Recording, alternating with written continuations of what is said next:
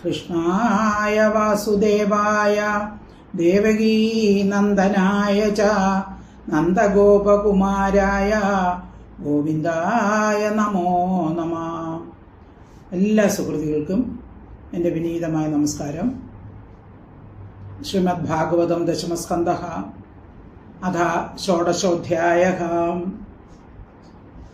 ഈ അധ്യായത്തിൽ ഭഗവാന്റെ ഒരു അത്ഭുത ലീല, കാളിയ മർദ്ദനം ആണ് നാം ഇന്ന് ചർച്ച ചെയ്യാൻ പോകുന്നത്. അതിലൊരു ഭാഗമാണ് ഇന്ന് ചർച്ച ചെയ്യുന്നത്. കാളിന്തിയിലെ ജലം കാളിയന്റെ വിഷം മൂലം ഉപയോഗശൂന്യമാണെന്ന് കണ്ടപ്പോൾ അതിനെ ശുദ്ധമാക്കാൻ ഭഗവാൻ നിശ്ചയിച്ചു. ഭഗവാൻ എന്ത് ചെയ്തു? ഒരു കടമ്പ് വൃക്ഷത്തിന്റെ മുകളിൽ കയറി കാളിന്തിയിലേക്ക് എടുത്തു ചാടി. അപ്പൊ ഭഗവാന്റെ ഭാരം നിമിത്തം കാളിന്തിയിലെ ജലം വളരെയധികം ഉയർന്നു പൊങ്ങി. അപ്പോൾ കാളിന്തി ജലത്തിൽ ആരോ ഇറങ്ങിയിട്ടുണ്ടെന്ന് കാളിയന് മനസ്സിലായി. കാളിയൻ ഉടനെ തന്നെ ഹൃദത്തിൽ നിന്നും പൊങ്ങി വന്നു കൃഷ്ണനെ കൊത്തുകയും വരിഞ്ഞ് മുറുകുകയും ചെയ്തു. ഇത് കണ്ട് ഗോപകുട്ടികളും അതുപോലെ പശുക്കളും എല്ലാം നിലവിട്ട് വിളിച്ചു. ഗോകുലത്തിൽ പല ദുർനിമിത്തങ്ങളും കണ്ടു. അപ്പൊ കൃഷ്ണനെ കാണാഞ്ഞ് ഗോകുലവാസികളെല്ലാം കാളിന്തി തീരത്തെത്തുന്നു. അവർ കണ്ട കാഴ്ച അവർക്ക് സഹിക്കാൻ കഴിഞ്ഞില്ല. കൃഷ്ണനെ കാളിയൻ വരിഞ്ഞു മുറുകിയിരിക്കുന്നതാണ് കണ്ടത്. നന്ദഗോപർ വളരെ ദുഃഖിച്ച് ഹൃദയത്തിലേക്ക് എടുത്തു ചാടാൻ നോക്കി. യശോദയും ഗോപികമാരും എല്ലാം അലറി നിലവിളിച്ചു. അപ്പോൾ ബലരാമൻ അവരെ സമാധാനിപ്പിച്ചു. കൃഷ്ണന് ഒന്നും സംഭവിക്കുകയില്ല എന്ന് പറഞ്ഞ് സമാധാനിപ്പിക്കുന്ന ഭാഗമാണ് ഇന്ന് നാം ചർച്ച ചെയ്യാൻ പോകുന്നത്. ഓം നമോ ഭഗവതേ വാസുദേവായ. ശ്ലോകം 1. ശ്രീശുക ഉവാച വിലോക്യ ദൂഷിതാം കൃഷ്ണാം കൃഷ്ണ കൃഷ്ണാഹിനാ വിഭോ തസ്യാ വിശുദ്ധിമന്വിച്ഛൻ സർപ്പം തം ഉദവാസയത്. പദച്ഛേദം. വിലോക്യ ദൂഷിതാം കൃഷ്ണാം കൃഷ്ണഃ കൃഷ്ണാഹിന വിഭുഃ തസ്യ വിശുദ്ധിം അന്വിച്ഛൻ സർപ്പം തം ഉദവാസയത്. വിഭുഃ തത്വത്തെ ധരിക്കാൻ സമർത്ഥനായ കൃഷ്ണഃ ശ്രീകൃഷ്ണൻ. കൃഷ്ണാഹിന, അവിടെ കൃഷ്ണാഹിന എന്ന് വെച്ചാൽ കാളിയ സർപ്പത്തിനെയാണ് പറയുന്നത്. കാളിയ സർപ്പത്താൽ ദുഷിക്കപ്പെട്ട കൃഷ്ണ കാളിന്തി നദിയെ, കാളിന്തി നദിക്ക് കൃഷ്ണ എന്ന പേരുണ്ട്.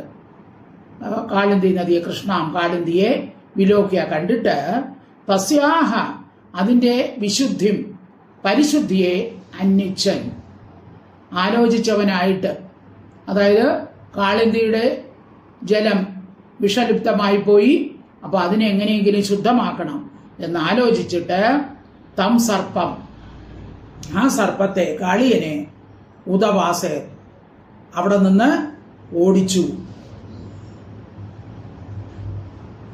ഉദവാസ എന്ന് വെച്ചാൽ പുറമേ വസിപ്പിച്ചു. അപ്പോൾ കാളിന്തിയിൽ നിന്നും വെളിയിലുള്ള വേറെ ഒരു സ്ഥലത്ത്, അതായത് രമണകം എന്ന ദ്വീപിലോട്ട് പറഞ്ഞയച്ചു. കാളിന്തിയുടെ തീരത്ത് ചെന്ന് നോക്കിയപ്പോൾ കാളിയന്റെ വിഷവ്യാപ്തി നിമിത്തം ദുഷിച്ച് ഉപയോഗശൂന്യമായ കാളിന്തിയെ കണ്ട് അതിനെ നിർമ്മലമാക്കാൻ വേണ്ടി എന്ത് പ്രവർത്തിക്കണമെന്ന് ആലോചിച്ച് ഭഗവാൻ അങ്ങനെയുള്ള പ്രവൃത്തി ചെയ്യുന്നു. അതാണ് ഈ അധ്യായത്തിൽ പഠിക്കേണ്ടത്. അപ്പൊ എന്ത് ചെയ്തു എന്ന് നമുക്ക് നോക്കാം.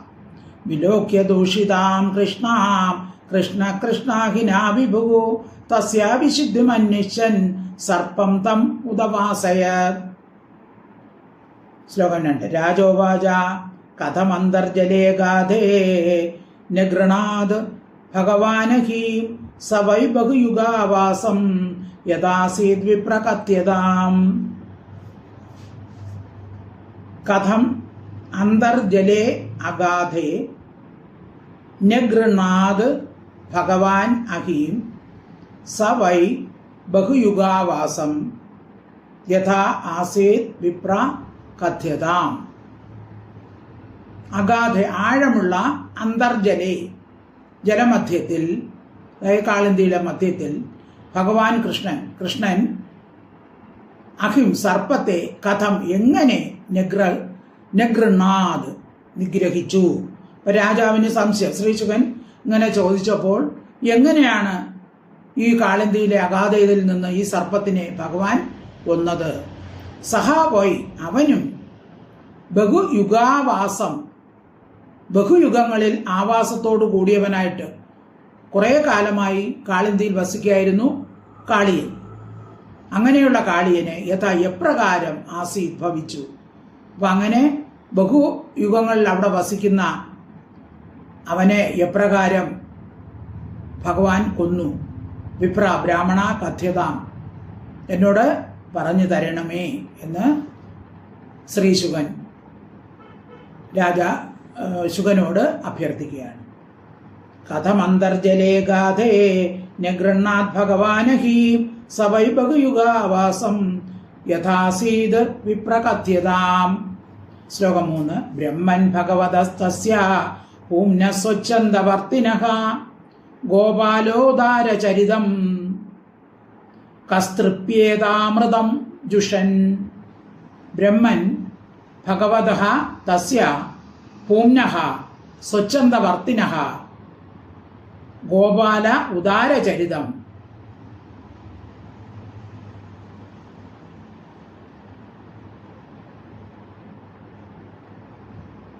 കഹ തൃപ്യേത അമൃതം ജുഷൻ. ബ്രഹ്മൻ ജ്ഞാനിയായുള്ളവനെ പരീക്ഷത്ത് ശ്രീശുകനെ വിളിക്കുകയാണ്. പൂംന സർവവ്യാപിയും സ്വച്ഛന്ദവർത്തിനഃ സ്വഭക്തന്മാരുടെ അഭീഷ്ടങ്ങളെ സാധിച്ചു കൊടുക്കുന്നവനുമായ തസ്യ ഭഗവത ആ ഭഗവാന്റെ കൃഷ്ണന്റെ ഗോപാലോ ഉദാര ചരിതം ആ ഗോപകുമാരന്റെ ചരിതം അവതാര പ്രവൃത്തി രൂപമായ അമൃതത്തെ ജുഷം സേവിക്കുന്ന കഹ യാതൊരുവൻ തൃപ്തനായി ഭവിക്കും.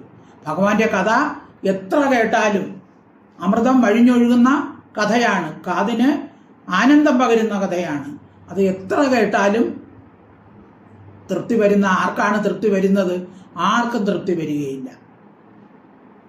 ബ്രഹ്മൻ ഭഗവതസ്തസ്യ പൂംന സ്വച്ഛന്ദവർത്തിനഃ ഗോപാലോദാരചരിതം കസ്തൃപ്യേതാമൃതം ജുഷൻ.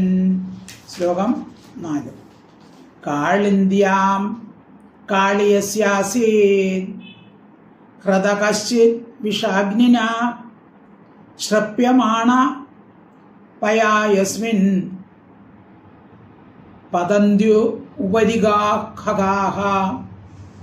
കാളിന്ദ്യാം കാളിയസ്യ ആസീത് ഹൃദഃ കശ്ചിത് വിഷാഗ്നിന ശ്രപ്യമാണ പയാ യസ്മിൻ പതന്തി ഉപരിഗാഃ ഖഗാഃ. കാളിന്ദ്യാം കാളിന്തിയിൽ കാളിയന് കശ്ചിത് ഹൃദഃ ഒരു അഗാധ ജലസ്ഥാനമുണ്ട്. കാളിന്തി നദിയിൽ നല്ല താഴ്ചയുള്ള ഒരു സ്ഥലം, അതിന് ഹൃദ അഗാധ ജലസ്ഥാനം ആസീത് ഉണ്ടായിരുന്നു.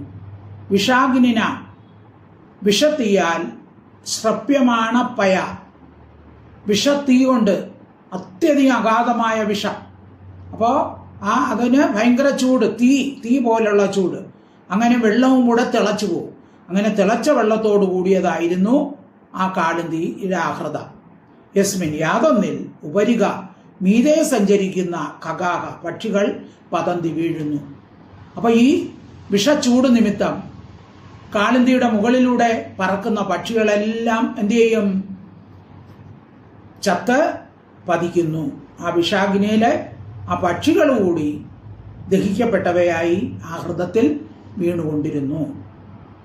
കാളിന്ദ്യാം കാളിയസ്യാസീത് ഹൃദ കശ്ചിത് വിഷാഗ്നിന ഷപ്യമാണപയാ യസ്മിൻ പതന്ത്യുപരിഗാഖാഗ. ശ്ലോകം 5. വിപ്രഷ്മത വിശോദോർമി മാരുതേനാഭിമർശിതാഃ മ്രിയന്തേ തീരകായസ്യ പ്രാണിനാ സ്ഥിരജംഗമാഃ. വിപ്രഷ്മത വിശോദ ഊർമി മാരുതേന അഭിമർശിത. വിശോ ഉദോർമി മാരുതേന അഭിമർശിതാഃ മ്രിയന്തേ തീരകായസ്യ പ്രാണിനഃ സ്ഥിരജംഗമാഃ. വിപ്രഷ്മത വെള്ളത്തുള്ളിയോടുകൂടിയ വിഷാദോ ഊർമി വിഷവെള്ളത്തിലെ ഊർമി തിരമാല തട്ടിവരുന്ന മാരുതേന കാറ്റിനാൽ. അപ്പോൾ വിഷജലമാണ്. അപ്പോൾ ഇങ്ങനെ തിരമാലകൾ അടിക്കുമ്പോൾ തിരമാല തട്ടിവരുന്ന കാറ്റിനാൽ അഭിമർശിത സ്പർശിക്കപ്പെട്ടും യസ്യ യാതൊന്നിൻ്റെ തീരക കരയിൽ നിൽക്കുന്ന സ്ഥിരജംഗമ സ്ഥിരങ്ങളും ചരങ്ങളുമായ പ്രാണിന ജീവികൾ മ്രിയന്തേ മരിക്കുന്നു. അപ്പോൾ അതിൽ ഈ വിഷജ്വാല തട്ടി തിരമാലയിലൂടെ വരുമ്പോൾ കാറ്റ് തട്ടി ആ കരയിലോട്ട് അടിക്കുമ്പോൾ അവിടെ നിൽക്കുന്ന വൃക്ഷങ്ങളും ജീവികളും എല്ലാം എന്ത് ചെയ്യുന്നു? ഈ നശിച്ചു പോകുന്നു. വൃക്ഷങ്ങൾ ഉണങ്ങി കരിഞ്ഞു പോകുന്നു, ജീവികളെല്ലാം മരിക്കുന്നു. എല്ലാം കരയിൽ ഇത് തട്ടുമ്പോൾ തന്നെ ചത്തു വീഴുകയും ചെയ്യുന്നു. വിപ്രഷ്മത വിശോദോർമി മാരുതേനാഭിമർശിതാഃ മ്രിയന്തേ തീരകായസ്യ പ്രാണിന സ്ഥിരജംഗമാഃ. ശ്ലോകമാണ്. തം ചണ്ഡവേഗ വിഷവീര്യം അപേക്ഷ്യ തേന ദുഷ്ടാം നദീം ച കലസംയമനാവതാര കൃഷ്ണ കദംബമതിരുഹ്യ തതോദിതുംഗം ആസ്ഫോട്യ ഗാഢരശനോ നപതത് വിശോദേ. തം ചണ്ഡവേഗ വിഷവീര്യം അപേക്ഷ്യ തേന ദുഷ്ടാം നദീം ച ഖലസംയമന അവതാരഃ കൃഷ്ണഃ കദംബം അതിരുഹ്യ തതോ അതിതുംഗം ആസ്ഫോട്യ ഗാഢരശനഃ നപതത് വിശോദേ. ചണ്ഡവേഗ വിഷവീര്യം അതിവേഗമുള്ള വിഷമാകുന്ന വീര്യത്തോടുകൂടിയ തം അവനെയും കാളിയനെയും തേന അവൻ നിമിത്തം ദുഷ്ടാം ദുഷിച്ചിരിക്കുന്ന നദീഞ്ച നദിയെയും അപേക്ഷ കണ്ടിട്ട് ഖലസംയമനാവതാര ദുഷ്ടന്മാരെ ഇല്ലാതാക്കാൻ വേണ്ടി അവതരിച്ച കൃഷ്ണൻ അതിതുംഗം അധികം ഉയരമുള്ള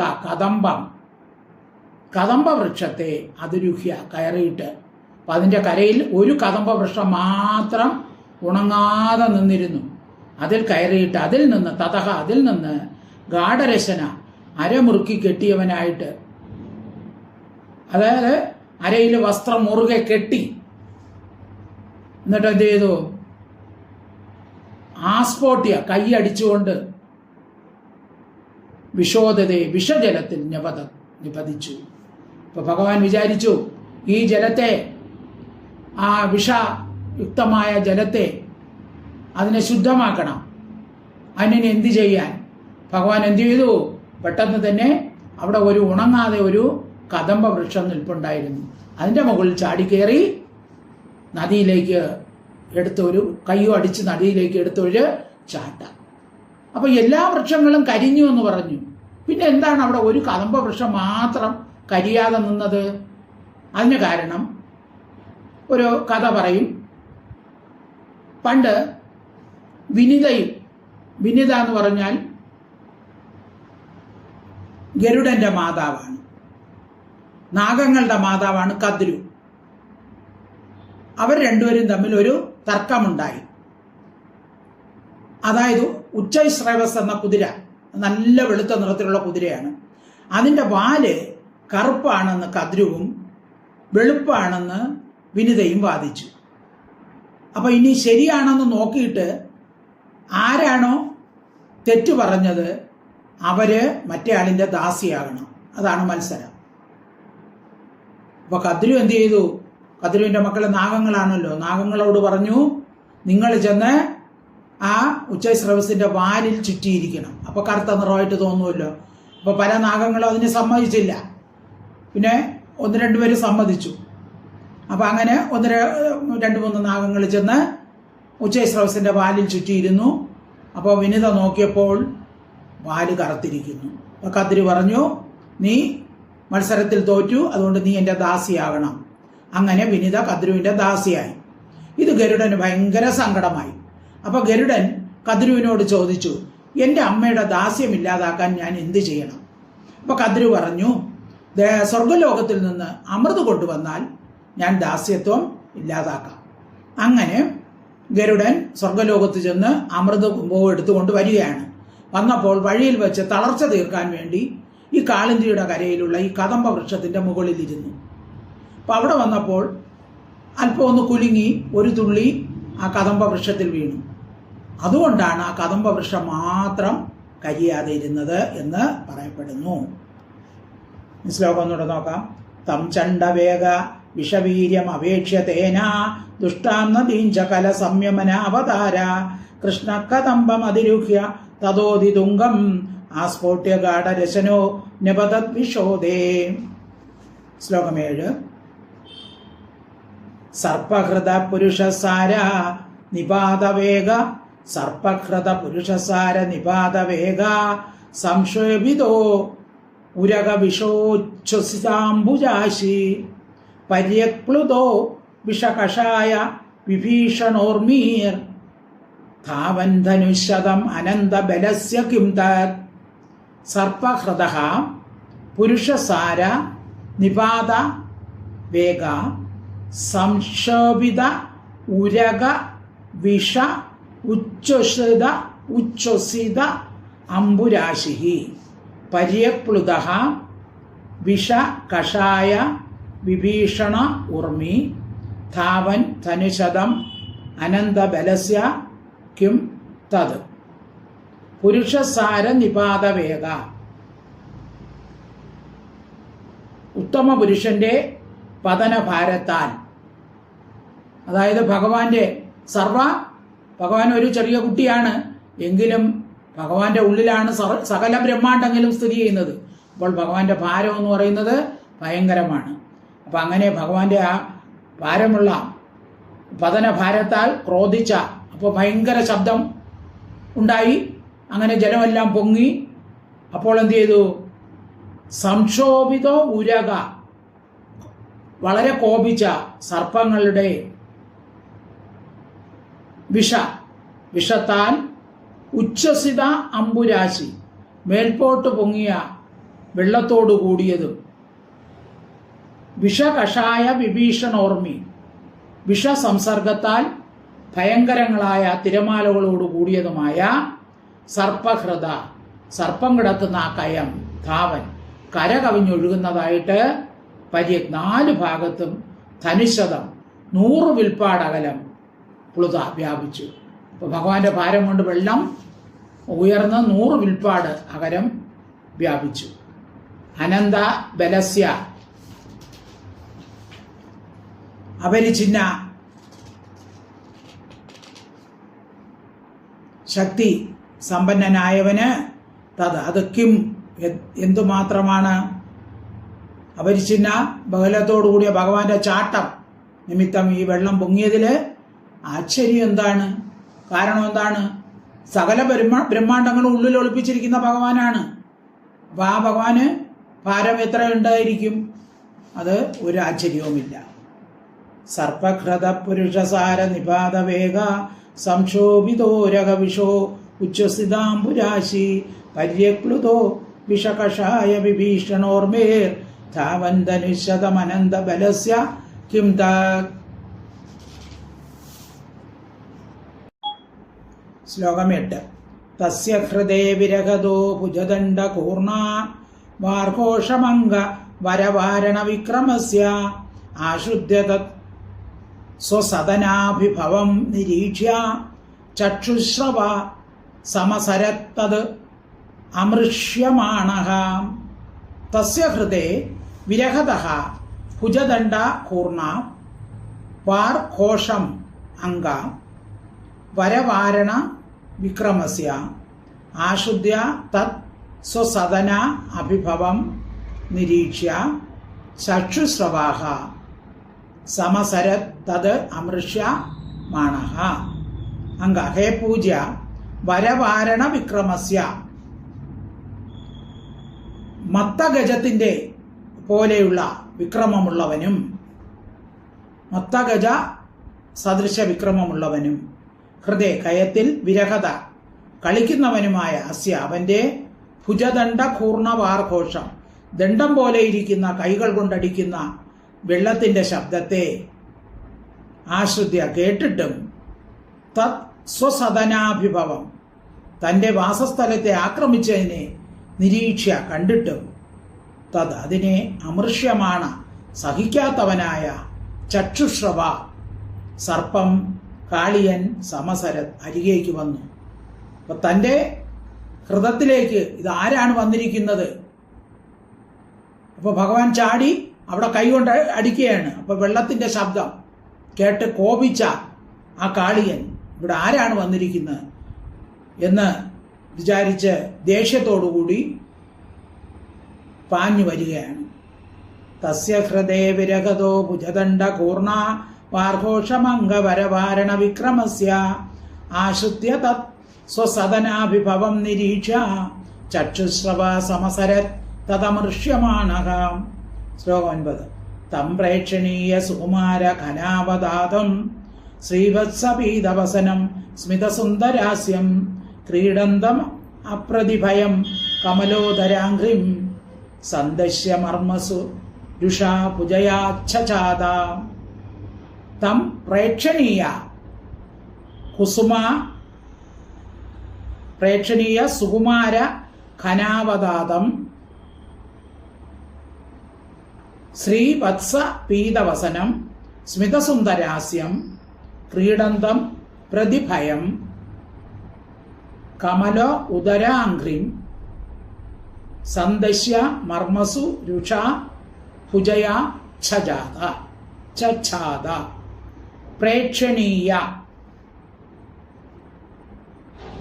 സുകുമാര ഘനാവതാതം കാണാൻ യോഗ്യനും മൃദുശരീരമുള്ളവനും ഘനാവതാതം മേഘം പോലെ നീല നിറമുള്ളവനും ശ്രീവത്സ പീതവസനം ശ്രീവത്സം എന്ന മറുക് മാറിലുള്ളവനും പീതവസ്ത്രം ധരിച്ചവനും മഞ്ഞ പട്ടുടുത്തവനും സ്മിത സുന്ദരാസ്യ മന്ദഹാസ നിമിത്തം അതിസുന്ദരമായ മുഖത്തോടു കൂടിയവനും അപ്രതിഭയം ആരിൽ നിന്നും ഭയമില്ലാത്തവനും ക്രീഡന്തം കളിക്കുന്നവനും കമല ഉദാരാംഘ്രി താമരപ്പൂവിന്റെ ഉൾഭാഗം പോലെ തുടുത്ത നിറമുള്ള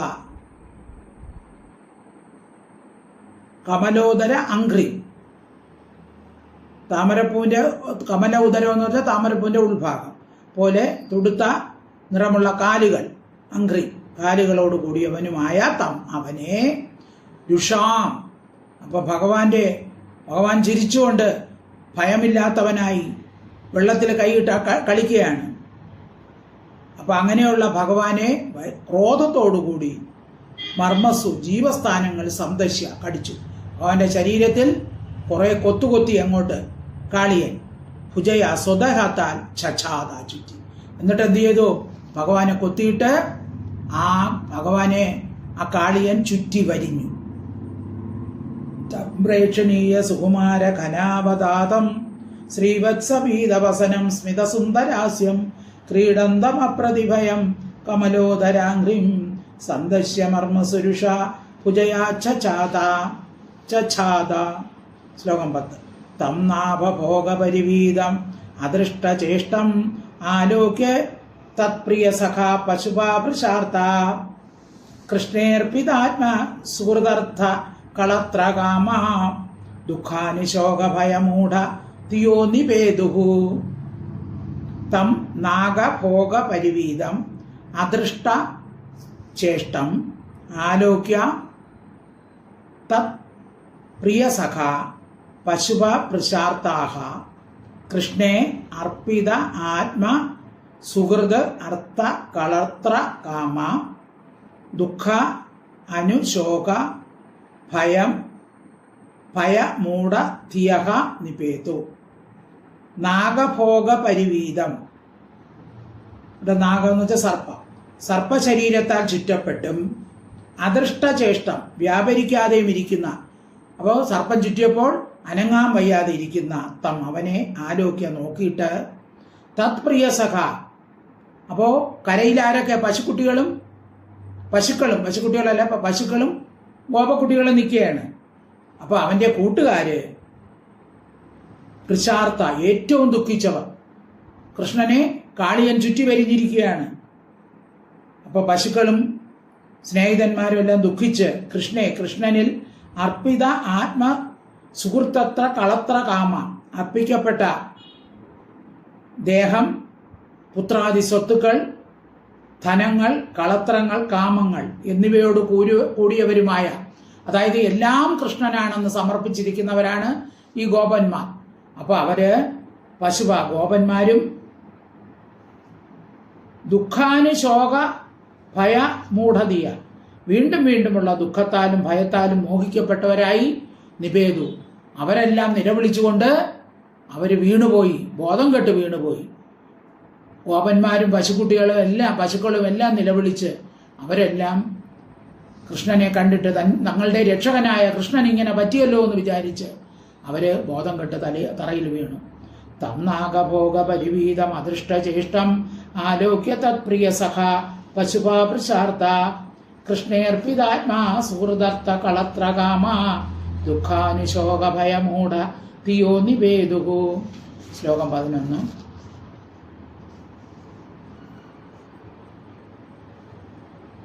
ഗാവോ വൃഷാവത്സതര്യ ക്രന്ദമാന സുദുഃഖിത കൃഷ്ണേ ന്യസ്തേഷണ പീതരുദന്ത്യ തവസ്തസ്ഥിരേ. ഗാവഃ വൃഷ വത്സതര്യഃ ക്രന്ദമാന സുദുഃഖിതാഃ കൃഷ്ണേ ന്യസ്തേഷണ ന്യസ്ത ഈക്ഷണ ഭീത രുദത്യ ഇവ തസ്ഥിരേ. ഗാവഃ പശുക്കളും, വൃഷാഹ കാളകളും, വത്സതര്യ കോവർ കഴുതകളും അവിടെയുള്ള മൃഗങ്ങളെല്ലാം സുദുഃഖിത ഏറ്റവും ദുഃഖമുള്ളവരായി ക്രന്ദമാന ഉറക്ക കരഞ്ഞുകൊണ്ട് കൃഷ്ണനിൽ നെസ്തേക്ഷണ വയ്ക്കപ്പെട്ട കണ്ണുകളോടുകൂടി. അപ്പോൾ പശുക്കളും മൃഗങ്ങളും എല്ലാം കൃഷ്ണനെ തന്നെ തുറിച്ചു നോക്കിക്കൊണ്ട് നിൽക്കുകയാണ്. അവ ഭയപ്പെട്ടവരായി, രുദത്യ അവ കരയുന്നവരായിട്ട് തന്നെ തസ്ഥിരെ. അപ്പോൾ മൃഗങ്ങളെല്ലാം കൃഷ്ണനെ തന്നെ നോക്കി കരഞ്ഞുകൊണ്ടിരിക്കുകയാണ്. ഗാവോ വൃഷാവത്സതര്യ ക്രന്ദമാന സുദുഃഖിത കൃഷ്ണേന സ്തേഷണ ഭീത രുദത്യൈവ തസ്ഥിരേ. ശ്ലോകം 12. അധവ്രജേ മഹോത്പാദ സ്ത്രിവിധാ ഹ്യതി ദാരുണാഃ ഉത്പേതുർ ഭുവി ദിവ്യാത്മന്നി ആസൻ ഭയ സംശിനഃ. അഥ വ്രജേ മഹോത്പാദ സ്ത്രിവിധ ഹൃദി ദാരുണാഃ ഉത്പേതുഃ ഭുവി ദിവ്യ ആത്മനി ആസന്ന. ചേർത്ത് വരുമ്പം ദിവ്യാത്മനി ആസന്ന ഭയ ശംസിനഃ. അനന്തരം വ്രജേ ഗോകുലത്തിൽ ഭൂമിയിലും ദിവ്യ ആകാശത്തും ആത്മനി സ്വകേതത്തിലും സ്വദേഹത്തിലും ത്രിവിധ 3 തരത്തിലും അതിദാരുണ അതിഭയങ്കരങ്ങളും ആസന്ന ഭയ ശംസിന സമീപത്ത് വരുന്ന ഭയത്തെ സൂചിപ്പിക്കുന്നതുമായ മഹോദ്പാദ ദുർലക്ഷണങ്ങൾ ഉത്ഭേദമുണ്ടായി. അപ്പോൾ ഈ സമയം ഗോകുലത്തിൽ പല ദുർലക്ഷണങ്ങളും കണ്ടു. എവിടെയൊക്കെയാണ്? ഭൂമിയിൽ കണ്ടു. ഭൂമി കുലുങ്ങുന്ന പോലെ തോന്നി. ഇനി ആകാശത്തിലോ കൊള്ളിമീൻ വീഴുക മുതലായവ. ദേഹങ്ങളിലോ ഇടതുഭാഗം അല്ലെങ്കിൽ ഇടത്തെ കണ്ണ് തുടിക്കുക. ഇതൊക്കെ ദുർലക്ഷണങ്ങളാണ്. അപ്പം ഇങ്ങനെയുള്ള ദുർലക്ഷണങ്ങൾ കണ്ടു തുടങ്ങി. അപ്പോൾ ഇത് എല്ലാവരും കണ്ടു. എല്ലാ ഗോപന്മാരും ഇങ്ങനെയുള്ള ദുർലക്ഷണം കണ്ടു. അപ്പോൾ എന്തോ ആപത്ത് പിണഞ്ഞിരിക്കുന്നു എന്ന് ഗോപന്മാർക്ക് മനസ്സിലായി. അതവ്രജേ മഹോത്പാദ ത്രിവിധം ഹ്യത് ദാരുണാഹ ഉത്പേദർഭുവി ദിവ്യാത്മന്യ ആസന്ന ഭയശംസിനഃ താനാലക്ഷ്യ ഭയോദ്വിഗ്ന ഗോപാനന്ദ പുരോഗമാഹ വിനാരാമേണ ഗാ കൃഷ്ണം ജ്ഞാത്വാചാരയിതും ഗതം. താൻ ആലക്ഷ്യ ഭയോ ഉദ്വിഗ്ന ഗോപാ നന്ദ പുരോഗമാഹ ഗോപാഹ നന്ദ പുരോഗമാഹ വിനാ രാമേണ ഗാഹ കൃഷ്ണം ജ്ഞാത്വാ ചാരയിതും ഗതം. താൻ ആലക്ഷ്യ അവയെ കണ്ടിട്ട് ഭയോദ്വിഗ്ന ഭയം നിമിത്തം ദുഃഖിച്ചവരായ നന്ദ പുരോഗമാഹ നന്ദൻ മുതലായ ഗോപാഹ ഗോപന്മാർ ഗാഹ പശുക്കളെ ചാരയിതും മേയ്ക്കുവാനായിക്കൊണ്ട് രാമേണ വിന രാമനോട് കൂടാതെ ഗതം പോയിരിക്കുന്ന കൃഷ്ണനെ ജ്ഞാത്വ അറിഞ്ഞു. അപ്പോഴാണ് അവർക്ക് തോന്നിയത് രാമനെ കൂടാതെ കൃഷ്ണൻ ഗോപ കുട്ടികൾ ഒന്നിച്ച് പശുക്കളെ മേയ്ക്കാൻ പോയിരിക്കുകയാണ്. അവർക്കവിടെ എന്തോ ആപത്ത് പിണഞ്ഞിട്ടുണ്ട്. രാമൻ പോലും അവിടെ ഇല്ല. ബലരാമൻ അന്ന് പോയില്ല. താനാലക്ഷ്യ ഭയോദ്വിഗ്ന ഗോപാനന്ദ പുരോഗമാഹ വിനാരാമേണ ഗാ കൃഷ്ണം ജ്ഞാത്വാചാരയിതും ഗതം. ശ്ലോകം 14. ദുർനിമിത്തൈർനിധനം മത്വാ പ്രാപ്തം അതദ്വിദ തത്പ്രാണസ്തൻ മനസ്കാസ്തേ ദുഃഖശോകഭയാതുരാഹ. തൈഹി ദുർനിമിത്തൈഹി നിധനം മത്വാ പ്രാപ്തം അതദ്വിദഃ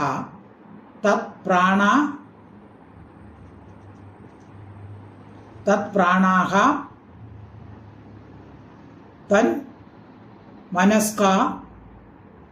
തന്മനസ്കാഹ തേ ദുഃഖ ശോക ഭയാതുരാഹ.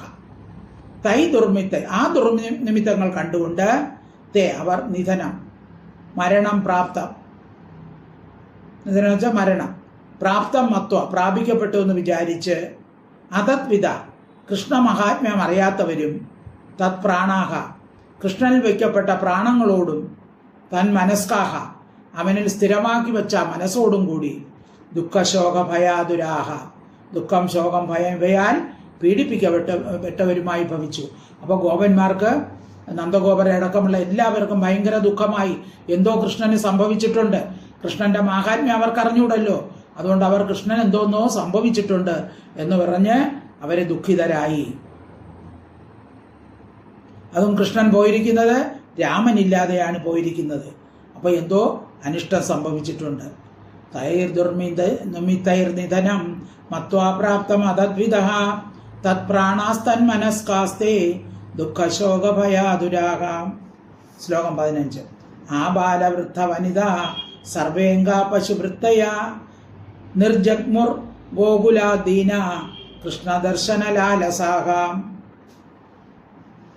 ആബാലവൃദ്ധ വനിതാഹ സർവേ അംഗ പശുവൃത്തയഃ നിർജഗ്മുർ ഗോകുലാദീനാഹ കൃഷ്ണദർശനലാലസാഹ. അംഗ ഹേ പൂജ്യ ആബാലവൃദ്ധ വനിത കുട്ടികളും വയസ്സന്മാരും സ്ത്രീകളും സർവേ എല്ലാവരും പശുവൃത്തയ പശുക്കളെ പോലെ വിവേകമില്ലാത്തവരായി ദീന ദുഃഖിതരായി കൃഷ്ണദർശന ലാലസ കൃഷ്ണനെ കാണാൻ അതിയായ താല്പര്യമുള്ളവരായി ഗോകുലാത് വ്രജത്തിൽ നിന്ന് നിർജഗം പുറപ്പെട്ടു. അവരെല്ലാവരും കൃഷ്ണനെ അന്വേഷിച്ച് ഗോകുലവാസികളെല്ലാം കൃഷ്ണന്റെ മഹാത്മ്യം അറിയാത്ത എല്ലാവരും എന്ത് ചെയ്തു? കൃഷ്ണനെ തേടി പുറപ്പെട്ടു. ആബാലവൃദ്ധ വനിത സർവേംഗ പശുവൃത്തയ നിർജഗ്മുർ ഗോകുലാദീന കൃഷ്ണദർശനലാലസാഹ. ശ്ലോകം 16. സ്ഥാംസ്തഥാ കാതരാൻ വീക്ഷ്യ ഭഗവാൻ മാധവോ ബലഃ പ്രഹസ്യ കിഞ്ചിനോ വാചാം പ്രഭാവജ്ഞോ അനുജസ്യ സഹ. താം എന്നുള്ളത് അന്വയിക്കുമ്പോൾ താൻ എന്ന് വരും. താൻ തഥാ കാതരാൻ വീക്ഷ്യ ഭഗവാൻ മാധവഃ ബലഃ പ്രഹസ്യ കിഞ്ചിത് ന ഉവാച, അതാണ് കിഞ്ചിത് നോ ഉവാച. കിഞ്ചിത് ന ഉവാച പ്രഭാവജ്ഞഃ അനുജസ്യ സഹ തഥ അപ്രകാരം കാതരാൻ ഭയപ്പെട്ടിരിക്കുന്ന താൻ അവരെ വീക്ഷ കണ്ടിട്ട്. അപ്പോൾ ഗോപന്മാരെല്ലാം ഭയപ്പെട്ട്, അപ്പോൾ ഭഗവാൻ ബലരാമൻ എന്ത് ചെയ്തു? ഉള്ളുകണ്ട് ചിരിച്ചെങ്കിലും പുറത്തൊന്നും മിണ്ടിയില്ല.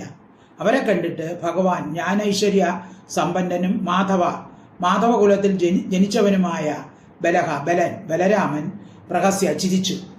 ഇവരുടെ ദുഃഖം കണ്ട് ബലരാമൻ ചിരിക്കുകയാണ്. കാരണം കൃഷ്ണൻ സച്ചിദാനന്ദ സ്വരൂപനാണ്. കൃഷ്ണൻ എന്തെങ്കിലും സംഭവിക്കുമോ? അതുകൊണ്ടാണ് ബലരാമൻ ചിരിച്ചത്. കിഞ്ചിത് അല്പവും ന ഉവാച, ഒന്നും മിണ്ടാതെ ഇരുന്നു. സഹ അവൻ അനുജന്റെ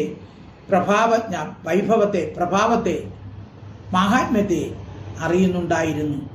അപ്പൊ ബലരാമൻ അറിയാം ഭഗവാൻ കൃഷ്ണന്റെ മാഹാത്മ്യം എന്താണെന്ന്. പക്ഷെ ഇവർക്കാർക്കും അറിഞ്ഞുകൂടാ. അപ്പൊ മാധവൻ എന്ന് പറയുന്ന എന്ന് പറയുന്ന വിദ്യ എന്നർത്ഥമുണ്ട്. ധവൻ എന്ന് വെച്ചാൽ ഭർത്താവ്. അപ്പൊ വിദ്യയുടെ നാഥൻ ആണ് മാധവൻ എന്ന് പറയുന്നത്. താംസ്തഥാ കാതരാൻ വീക്ഷ്യ ഭഗവാൻ മാധവോ ബലഃ പ്രഹസ്യ കിഞ്ചിനോ വാച പ്രഭാവജ്ഞോ അനുജസ്യ സഹ. ശ്ലോകം 17. തേ അന്വേഷമാണാദൈതം കൃഷ്ണം സൂചിതയാ പദൈഃ ഭഗവത് ലക്ഷണൈർജഗ്മു പദവ്യായമുനാതടം. തേ അന്വേഷമാണ ദൈതം കൃഷ്ണം സൂചിതയാ പദൈഃ ഭഗവത് ലക്ഷണൈഃ ജഗ്മുഹു പദവ്യാ യമുനാതടം. അപ്പോൾ അവര് ഭഗവാന്റെ കാലിൻ്റെ അടയാളം നോക്കി യമുനാതടത്തിൽ എത്തിച്ചേർന്നു. ഭഗവാൻ എവിടെ പോയിരിക്കണമെന്ന് അവർക്ക് അറിഞ്ഞുകൂടാ. അപ്പോൾ ഭഗവാന്റെ കാലിന് അടയാളമുണ്ട്. വജ്രം, അങ്കുശം, ശംഖുചക്രമൊക്കെയുള്ള അടയാളങ്ങൾ. ഭഗവാൻ എവിടെ പോയാലും ആ കാൽ പതിയുന്നിടത്ത് ഈ അടയാളങ്ങൾ കാണും. അതാണ് ഭഗവത് ലക്ഷണ, ഭഗവാനെ അറിയിക്കുന്ന പദൈ, കാലടികളാൽ. ഭഗവാന്റെ കാൽപാദങ്ങളുടെ അടിയിൽ ഇങ്ങനെയുള്ള രേഖകളുണ്ട്. താമര, വജ്രം, അങ്കുശം, കൊടിക്കൂറയുടെ അടയാളം, ഇങ്ങനെയുള്ള കുറേ അടയാളങ്ങളുണ്ട്. അപ്പോൾ ഭഗവാൻ ചവിട്ടുന്നിടത്തല്ല ഈ അടയാളം കാണും. അപ്പോൾ അങ്ങനെ ആ അടയാളം നോക്കി കാലടികളാൽ സൂചിപ്പിക്കുന്ന പദവ്യ വഴിയിൽ കൂടി അവർ ദൈതം പ്രിയനായ കൃഷ്ണനെ അന്വേഷിക്കുന്നവരായി യമുനാതടം കാളിന്തി തീരത്തെ ജഗ്മു പ്രാപിച്ചു. അങ്ങനെ കൃഷ്ണന്റെ കാൽപ്പാടുകൾ നോക്കി അവർ കാളിന്തി തീരത്ത് എത്തിച്ചേർന്നു. ശ്ലോകം ഒന്നുകൂടെ വായിക്കാം. തേ അന്വേഷമാണദൈതം കൃഷ്ണം സൂചിതയാ പദൈഃ ഭഗവത് ലക്ഷണൈർജഗ്മു പദവ്യായമുനാതടം. ശ്ലോകം 18. തേ തത്രാബ്ജ യവാങ്കുശാശനി ത്വജോപപന്നാനി പദാനി വിശ്വദേ മാർഗേ ഗവാം അന്യപദാന്തരാന്തരേ നിരീക്ഷ്യമാണ യയുരംഗസത്വരാഹാം. തേ തത്ര അബ്ജ യവ അങ്കുശ അശനി ത്വജ ഉപപന്നാനി പദാനി വിശ്വദേ മാർഗേ ഗവാം അന്യപദാന്തര അന്തരേ നിരീക്ഷ്യമാണ യയുഹു അംഗ സത്വരാഹ. അംഗ ഹേ പൂജ്യ, തേ അവർ, ശ്രീശുകൻ പരീക്ഷത്തിനെ വിളിക്കുകയാണ്. ഹേ പൂജ്യ അവർ, തത്ര അവിടെ മാർഗേ വഴിയിൽ, ഗവാം പശുക്കളുടെ, അന്യപദാന്തരേണ മറ്റു കാലടികളുടെ ഇടയിൽ.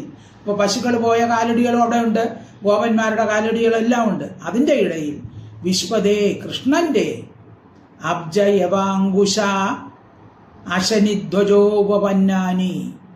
അബ്ജം താമര, യവം എന്ന് പറഞ്ഞാൽ ബാർലിയുടെ, അങ്കുശം തോട്ടി, അശനി വജ്രം, ധ്വജം കൊടിക്കൂറ, ഇവയുടെയൊക്കെ രേഖകളുള്ള പാദാനി കാലടികളെ നിരീക്ഷമാണ് സൂക്ഷിച്ചു നോക്കിക്കൊണ്ട് സത്വര ബദ്ധപ്പാടോട് കൂടിയവരായി യയു.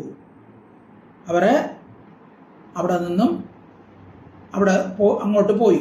യയു എന്ന് വെച്ചാൽ യാനം ചെയ്തു പോയി. അപ്പോൾ ഭഗവാന്റെ കാൽപ്പാടുകൾ നോക്കി യമുനാതീരത്തവർ എത്തിച്ചേർന്നു. തേ തത്രാബ്ജ യവാങ്കുശാശനി ധ്വജോപപന്നാനി പദാനി വിശ്വദേ മാർഗേ ഗവാമന്യപദാന്തരാന്തരേ നിരീക്ഷമാണായൈരംഗസത്വരാഗ.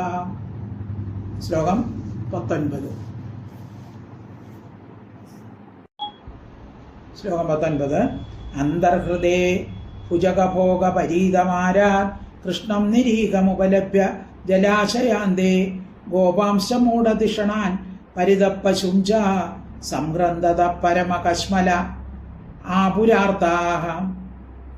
അന്തർഹൃദേ ഭുജഗ ഭോഗ പരീതം ആരാത് കൃഷ്ണം നിരീഹം ഉപലഭ്യ ജലാശയാന്തേ ഗോപാംശ മൂഢതിഷണാൻ പരിത പശും ച സംഗ്രന്ഥത പരമകശ്മലം ആപുഹു ആർത്താഹ.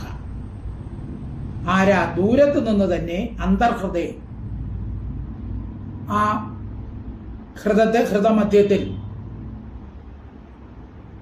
ഭുജഗഭോഗപരീതം സർപ്പത്താൽ ചുറ്റപ്പെട്ട് നിരീഹം പ്രവർത്തിക്കാൻ കഴിയാതെ അനങ്ങാതിരിക്കുന്ന കൃഷ്ണനെ ജലാശയാന്തി നദീതീരത്തിൽ മൂഢതിഷണാൻ മോഹിച്ചു കിടക്കുന്ന ഗോപന്മാരെയും അപ്പൊ ദൂരെ വെച്ച് തന്നെ അവർ കണ്ടു.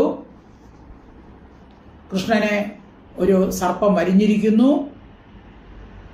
ബോധം കെട്ട് കിടക്കുന്ന ഗോപന്മാരെ പരിതക 4 ഭാഗത്തും സംഗ്രന്ഥത ഉച്ചത്തിൽ കരയുന്ന പശുക്കളെയും ഉപലഭ്യ കണ്ടിട്ട് ആർത്താഹ ദുഃഖിതരായിട്ട് പരമകശ്മലം ഏറ്റവും മോഹത്തെ ആപു പ്രാപിച്ചു.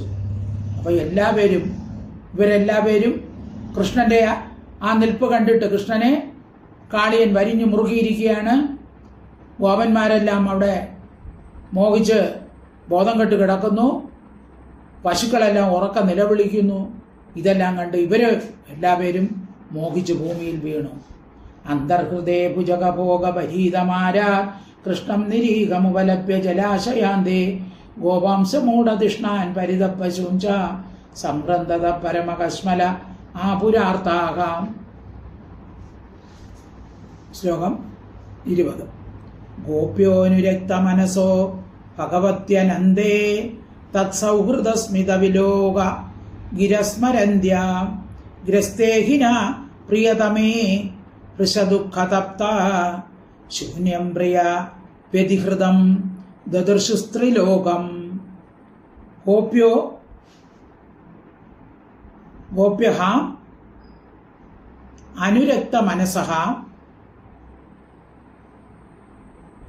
ഭഗവതി അനന്തേ തത്സൗഹൃദ സ്മിത വിലോകഗിരഃ സ്മരന്ത്യഃ ഗ്രസ്തേ അഹിന പ്രിയതമേ വൃഷദുഃഖതപ്താഃ ശൂന്യം പ്രിയ വ്യതിഹൃതം ദദർശു ഹു ത്രിലോകം. അനന്തേ ഭഗവതി അപരിച്ഛിന്നനായ ഭഗവാനിൽ അനുരക്ത മനസ്സ അനുരാഗമുള്ള മനസ്സോടുകൂടിയ ഗോപികൾ തത്സൗഹൃദസ്മിത വിലോകഗിര അവന്റെ സ്നേഹം മന്ദഹാസയുക്തമായ നോട്ടം വാക്കുകൾ ഇവയെ സ്മരന്ത്യ ഓർമ്മിക്കുന്നവരായിട്ട് പ്രിയതമേ പരമപ്രേമയുക്തനായ ഭഗവാൻ അഹിന സർപ്പത്താൽ ഗ്രസിക്കപ്പെട്ടിരിക്കും വിഷയത്തിൽ വൃഷദുഃഖതപ്ത അതിദുഃഖത്താൽ തപിക്കപ്പെട്ടവരായി പ്രിയവതിഹൃതം പ്രിയനോട് കൂടാത്തതായ ത്രിലോകം 3 ലോകത്തെ ശൂന്യമായിട്ട് ദർശിച്ചു. അപ്പൊ ഭഗവാന്റെ നോട്ടവും ചിരിയും എല്ലാം മനസ്സിലോർത്ത് ഭഗവാനെ കൂടാതെയുള്ള ലോകത്തെക്കുറിച്ച് അവർക്ക് ആലോചിക്കാനേ വയ്യ. അങ്ങനെയുള്ള ലോകം ശൂന്യമായിട്ട് അവർക്ക് അനുഭവപ്പെട്ടു. അപ്പോൾ ഭഗവാനാണ് അവർക്ക് എല്ലാം. ഗോപികളുടെ വിചാരം ഭഗവാൻ സർവ അന്തര്യാമിയായിരിക്കുന്ന പരമാത്മ ചൈതന്യ സ്വരൂപൻ ഇല്ലാത്തതിനാൽ അനാത്മാക്കളെ കൊണ്ട് നിറഞ്ഞിരിക്കുന്ന ഈ ലോകത്രയം ശൂന്യം തന്നെയാണ്. എത്ര ഐശ്വര്യങ്ങൾ ഉണ്ടെങ്കിലും ഭഗവാനില്ലെങ്കിൽ അതിന്മീതെ സ്നേഹിക്കത്തതായിട്ട് പിന്നെ അവർക്ക് ഒന്നും തന്നെ ഇല്ല. അപ്പോൾ ഗോപികളുടെ ആ ഹൃദയത്തിൽ നിരന്തരം വസിക്കുന്ന ആ പ്രാണനാഥൻ ഇല്ലാതെ ഈ 3 ലോകവും അവർക്ക് ശൂന്യമായിട്ട് തോന്നി. ഗോപ്യോനുരക്ത മനസോ ഭഗവത്യനന്ദേ തത്സൗഹൃദ സ്മിത വിലോക ഗിരസ്മരന്ത്യ ഗ്രസ്തേഹിന പ്രിയതമേ പൃശദുഃഖദപ്ത ശൂന്യം പ്രിയ പ്രതിഹൃതം ദദർശു സ്ത്രീലോകം. ശ്ലോകം 21. താ കൃഷ്ണമാതരമപത്യം അനുപ്രവിഷ്ടാം തുല്യവ്യത സമനുഗൃഹ്യ ശുചസ്രവന്ധ്യ താസ്താ പ്രജപ്രിയ കഥ കഥയന്ത്യാസൻ കൃഷ്ണാനേന അർപ്പിതദൃശോ മൃതകപ്രതീകാഃ. താഹ കൃഷ്ണമാതരം അപത്യം അനുപ്രവിഷ്ടാം തുല്യവ്യഥാഃ സമനുഗൃഹ്യ ശുചഃ ശ്രവന്ത്യഃ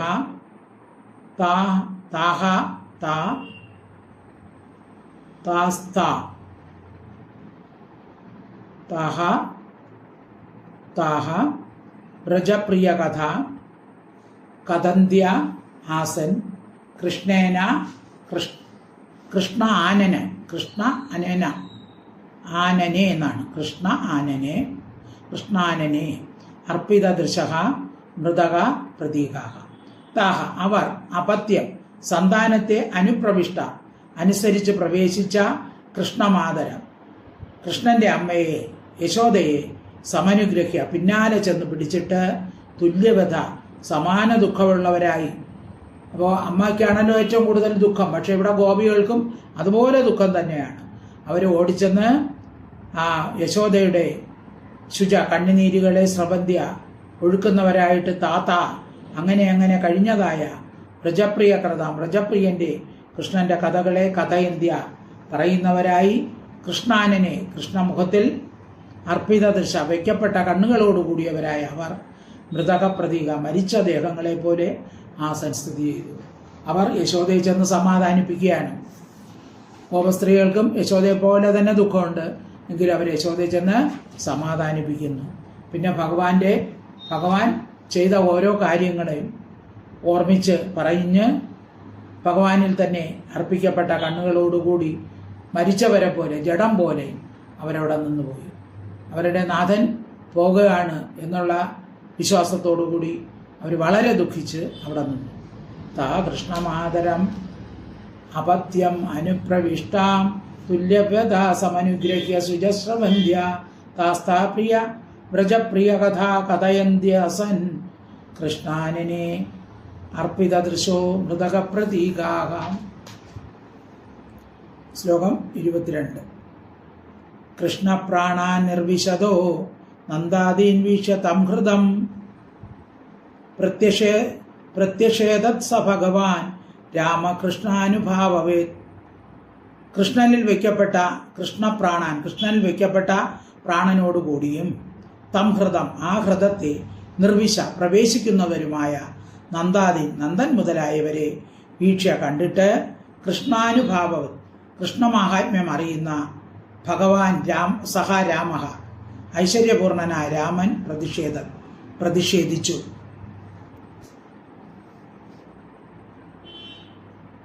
അപ്പോൾ ബലരാമൻ നന്ദഗോപാദിയരെ ആശ്വസിപ്പിക്കുകയാണ്. നന്ദഗോപൻ കൃഷ്ണന്റെ പ്രാണൻ ഇപ്പോൾ തീരും എന്ന് കണ്ടിട്ട് കൃഷ്ണന്റെ മാഹാത്മ്യം അറിയാതെ ആ ഹൃദത്തിൽ ചാടാൻ തുടങ്ങുകയാണ്. അപ്പോൾ ഉടനെ ബലരാമൻ അതിനെ എതിർത്തു. കൃഷ്ണന് ഒന്നും സംഭവിക്കുകയില്ല എന്ന് പറഞ്ഞു. ശ്ലോകം 23. ഇതം സ്വഗോകുലം അനന്യഗതിം നിരീക്ഷ സ്ത്രീ കുമാരം അതിദുഃഖിതമാത്മഖേദോ ആജ്ഞായമർത്യപദവീം അനുവർത്തമാന സ്ഥിത്വാ മുഹൂർത്തമുദതിഷ്ഠത് ഉരംഗബന്ധാത്. ഇതം സ്വഗോകുല അനന്യഗതിം നിരീക്ഷ്യ സഹ സ്ത്രീകുമാരം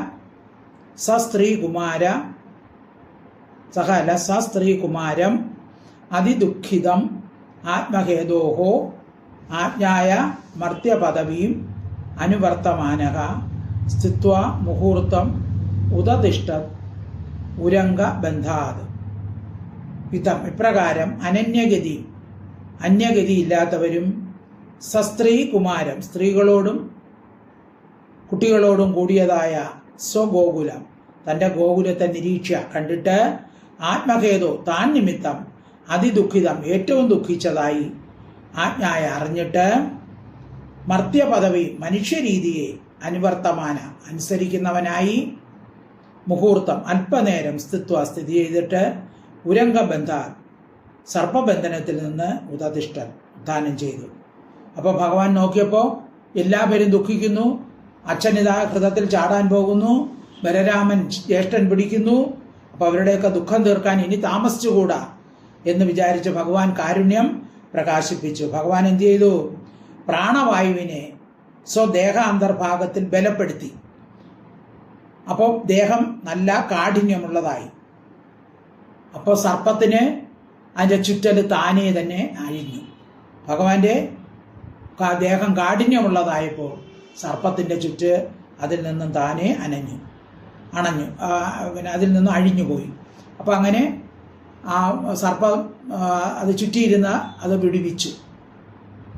അപ്പോൾ കൃഷ്ണൻ അതിൽ നിന്നും മോചിതനായി. അപ്പോൾ കൃഷ്ണൻ എന്ത് ചെയ്തു? അല്പനേരം ആ മനുഷ്യർ ചെയ്യുന്ന പോലെ, അയ്യോ എന്നെ സർപ്പം പിടിച്ചിരിക്കുന്നവൻ, അങ്ങനെ കുറച്ചു നേരമൊക്കെ നിന്നു. പിന്നെ തൻ്റെ ശരീരത്തിൻ്റെ ബലമൊന്ന് വർദ്ധിപ്പിച്ചു. അപ്പോൾ അതിൻ്റെ ശരീരമൊക്കെ പൊടിഞ്ഞു പോകുന്നത് പോലെ ആ സർപ്പത്തിന് തോന്നി. അപ്പോൾ അങ്ങനെ അതിൻ്റെ ചുറ്റൽ താനേ തന്നെ അഴിഞ്ഞുപോയി.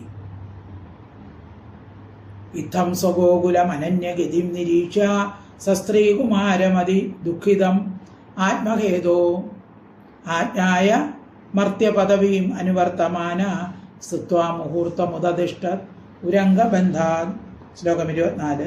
തത്പഥ്യമാന വപുഷാ വ്യതിതാത്മഭോഗ തെക്തോന്നമയ്യ കുപിത സ്വഭണാൻ ഭുജംഗ ശ്വസനരേന്ദ്ര വിഷാദംബരീഷ സ്തബ്ധേ ക്ഷണോ ഉൽമുഖമുഖോ ഹരിമീക്ഷമാണ തത് പ്രഥ്യമാന വപുഷ വ്യതിത ആത്മഭോഗ തെക്ത ഉന്നമയ്യ കുപിത സ്വഭണാൻ ഭുജംഗ തസ്തൗ ശ്വസനരേന്ദ്ര വിഷ അംബരീഷ തബ്ദേ ഈക്ഷണ ഉൽമുഖമുഖോ മുഖ ഹരിം ഈക്ഷമാണ തത് പ്രഥ്യമാന വപുഷ, അവൻ്റെ വർദ്ധിച്ചിരിക്കുന്ന ശരീരത്താൽ വ്യതിതാത്മഭോഗ, പീഡിപ്പിക്കപ്പെട്ട ശരീരത്തോടുകൂടിയ ഭുജംഗ, സർപ്പം തെക്ത വിട്ടിട്ട്, അതായത് ഭഗവാൻ ദേഹത്തെ കഠിനമാക്കിയപ്പോൾ അതിന്മീതെ ചുറ്റിയിരുന്ന പാമ്പിൻ്റെ ശരീരം മുറിഞ്ഞു പോകുന്നത് പോലെ വേദനിച്ചു. ഉടനെ തന്നെ പാമ്പന്ത് ചെയ്തു? കൃഷ്ണദേഹത്തെ വിട്ടു.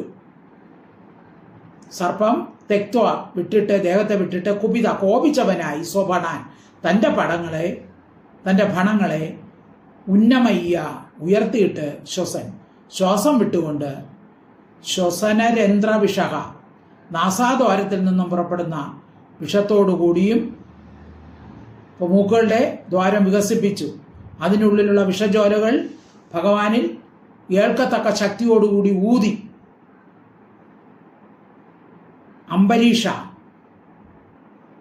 ഞെരുങ്ങിയ ശബ്ദത്തോടുകൂടിയവനും സ്തബ്ധേഷണ, നിലയ്ക്ക് നിർത്തിയ കണ്ണുകളോടുകൂടിയവനും ഉൽമുഖമുഖ, തീക്കൊള്ളി പോലെ ഇരിക്കുന്ന മുഖത്തോടുകൂടിയവനും ഹരിം, കൃഷ്ണനെ ഈക്ഷമാണ്, നോക്കുന്നവനായി തസ്തൗ സ്ഥിതി ചെയ്തു. അപ്പോൾ ഭഗവാനിൽ വിഷജ്വാലകൾ ഊതി, കണ്ണുകൾ തുറിച്ച് മിഴി ഇളകാതെ നിർത്തി, മുഖത്തിൽ നിന്നും തീപ്പൊരി പറക്കുന്നു എന്ന് തോന്നത്തക്കവണ്ണം ദേഷ്യത്താൽ കണ്ണൊക്കെ ചുവപ്പിച്ച് തൻ്റെ വാസസ്ഥാനം അപഹരിക്കുന്നതിനാൽ ഹരി എന്ന വാക്കിൻ്റെ അർത്ഥം അനുഭവപ്പെടുത്തുന്ന ഭഗവാന്റെ മുഖത്ത് നോക്കിക്കൊണ്ട് നിൽക്കുകയാണ്. തത്പഥ്യമാന വപുഷ വ്യതിതാത്മഭോഗ തെക്തോന്നമയ്യ കുപിത സ്വഭണാൻ ഭുജംഗ തസ്തൗശ്വസനരേന്ദ്ര വിഷാംബരീഷ സ്തബ്ധേഷണോ ഉൽമുഖമുഖോ ഹരിമീക്ഷമാണ. ശ്ലോകം 25. തം ജിഹ്വയാ ദിശിഖയാ പരിലേലിഹാനം ദ്വേസൃക്കണി ഹ്യതികരാള വിഷാഗ്നിദൃഷ്ടിം ക്രീഡന്നമും പരിസസാര യഥാ ഖഗേന്ദ്രോ ബഭ്രാമസോപ്യവസരം പ്രസമീക്ഷമാണഃ. തം ജിഹ്വയാ ദിശിഖയാ പരിലേലിഹാനം ദ്വേസൃക്കിണി ഹി അതികരാള വിഷാഗ്നിദൃഷ്ടിം ക്രീഡന്നമും പരിസസാര യഥാ ഖഗേന്ദ്രഃ ബഭാമ സോ അഭി അവസരം പ്രമീക്ഷമാണഃ. അതികരാള വിഷാഗ്നിദൃഷ്ടിം അതിഭയങ്കര വിഷത്തിയുള്ള കണ്ണുകളോടുകൂടിയും ദിശിഖയ 2 തലപ്പുള്ള ജിഹ്വ നാവ് കൊണ്ട്, അതായത് പാമ്പിന്റെ നാക്കൊക്കെ കീറിയിരിക്കുമല്ലോ 2ആയിട്ട്, ആ ജിഹ്വയ നാവ് കൊണ്ട് ദ്വേസൃക്കിണി 2 കോർവായകൾ, അതായത് 2 ചുണ്ടുകളുടെ അറ്റങ്ങളെ പരിലേഹിഹാനം നക്കിക്കൊണ്ടിരിക്കുന്ന, നാക്കുകൊണ്ട് രണ്ടായിട്ട് പിളർന്നിരിക്കുന്ന നാക്കുകൊണ്ട് ചുണ്ടിന്റെ അഗ്രങ്ങളെ നക്കിക്കൊണ്ടിരിക്കുന്ന തം അമ്മും ആ സർപ്പത്തെ ഖഗേന്ദ്രഹായത് യഥാ ഗരുഡനെ പോലെ ക്രീഡൻ കളിച്ചുകൊണ്ട് പരിസസാര ചുറ്റി സഹാബി ആ പാമ്പും അവസരം തക്ക സമയത്തെ പ്രമീഷമാണ് നോക്കിക്കൊണ്ട് ബഭ്രാമ ചുറ്റി. അതായത് കാളിയന്റെ മുഖം തോറുമുള്ള ഈ 2 കണ്ണുകളിൽ നിന്ന് ഒരേ സമയത്ത് ഭയം ജനിപ്പിക്കുന്ന ധാരാളം പത്തികളുണ്ട് കാളിയന്. 100 കണക്കിനുണ്ടെന്നൊരിടത്ത് പറഞ്ഞിട്ടുണ്ട്. 100 പത്തികൾ 100 തലകൾ. മഹാഭയം ജനിപ്പിക്കുന്ന വിഷ കട്ടകൾ പറക്കുന്നു. ഓരോ മുഖത്തു നിന്നും 2 കണ്ണുകളുണ്ടല്ലോ.